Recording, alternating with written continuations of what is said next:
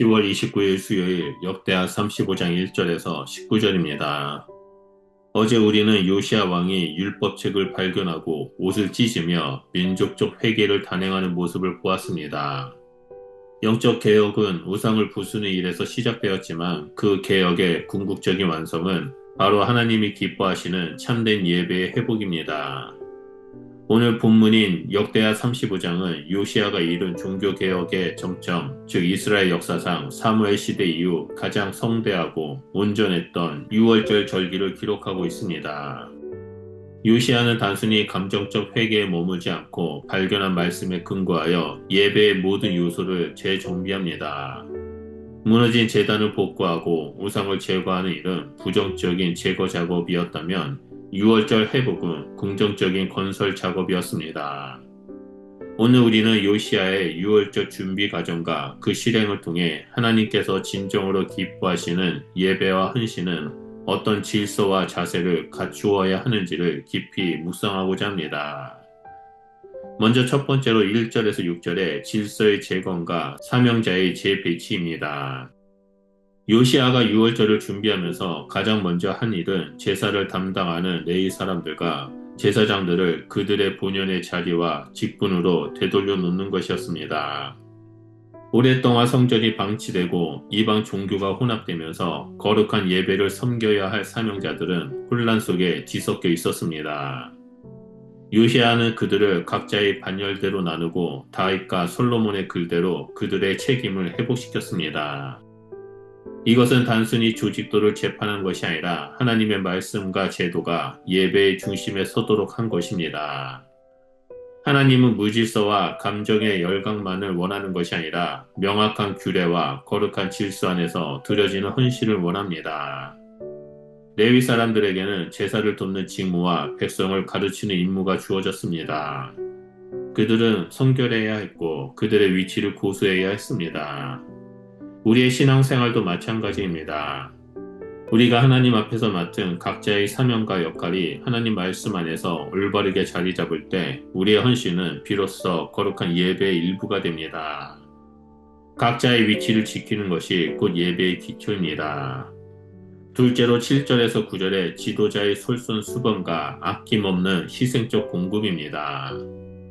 요시아의 유월절 개혁에서 눈여겨봐야 할 두 번째 핵심은 지도자들의 솔선수범과 희생적인 공급이었습니다. 유월절을 온전히 지키기 위해서는 수많은 재물이 필요했지만 백성들에게는 그럴 만한 재정적 여유나 준비가 부족했을 수 있습니다. 이때 요시아 왕은 백성들을 향해 단순히 준비하라고 명령만 내린 것이 아니었습니다. 그는 스스로 양과 염소 3만 마리와 소 3천 마리를 백성들에게 기꺼이 내놓았습니다. 또한 그의 방백들 역시 백성과 제사장, 레위 사람들을 위해 풍성한 재물을 아낌없이 공급했습니다. 이 장면은 헌신은 말로 하는 것이 아니라 자발적 희생으로 이끄는 것임을 보여줍니다. 요시아는 왕국의 재산을 하나님의 영광을 위해 아낌없이 사용함으로써 백성들이 짐을 느끼지 않고 기쁨으로 유월절에 참여할 수 있도록 길을 열어주었습니다. 진정한 영적 지도력은 명령하고 요구하는 것에 앞서 가장 먼저 자신의 것을 내어놓아 다른 이들의 헌신을 가능하게 하는 섬김의 희생입니다. 오늘 우리는 우리의 시간, 재능, 물질 중 무엇을 아낌없이 내어놓아 다른 이들의 영적 성장을 돕고 있는지 살펴봐야 합니다. 우리의 헌신이 다른 이들의 예배를 풍요롭게 하는 도구가 되어야 합니다. 마지막 세 번째로 10절에서 19절의 말씀에 대한 신실한 순종과 그 결과입니다. 모든 준비와 공급이 완료되자 유월절은 마침내 왕의 명령대로 실행되었습니다. 이 유월절이 역사상 가장 온전한 예배로 기록된 이유는 그들의 마음의 뜨거움이나 화려한 규모 때문이 아니라 모세의 율법대로 그리고 다윗과 아삽과 헤만과 여두둔의 명령대로 행하였기 때문입니다. 즉 이들은 전통을 따르지 않고 말씀을 따랐습니다. 그들이 드린 유월절은 형편에 따라 쉽게 생략되거나 타협되지 않았습니다. 모든 과정은 율법에 기록된 대로 정확하게 진행되었고 그 결과 18절에 기록된 대로 선지자 사무엘 이후로 이스라엘 가운데서 유월절을 이같이 지킨 일이 없었더니라는 극찬으로 이어집니다. 위대한 영적 지도자였던 다윗과 솔로몬의 시대에도 이러하지 못했습니다. 우리가 드리는 예배와 신앙생활의 기준은 세상의 유행이나 나의 편리함이 아니라 하나님의 말씀에 대한 신실함이어야 합니다. 가장 큰 부흥은 새로운 것을 시도하는 혁신에서 오는 것이 아니라 하나님께서 이미 주신 말씀과 계명에 대한 완벽한 순종에서 비롯됩니다. 요시아의 유월절은 순종이 가져오는 영적인 충만함과 기쁨을 우리에게 보여줍니다. 요시아 왕이 드린 유월절은 말씀의 발견이 삶의 질서를 낳고 질서가 희생적인 헌신을 이끌어내며 희생이 온전한 순종으로 완성될 때 하나님께서 얼마나 큰 복을 부어주시는지를 증거합니다. 오늘날 우리는 예수 그리스도의 십자가라는 궁극적인 유월절 희생을 경험한 사람들입니다.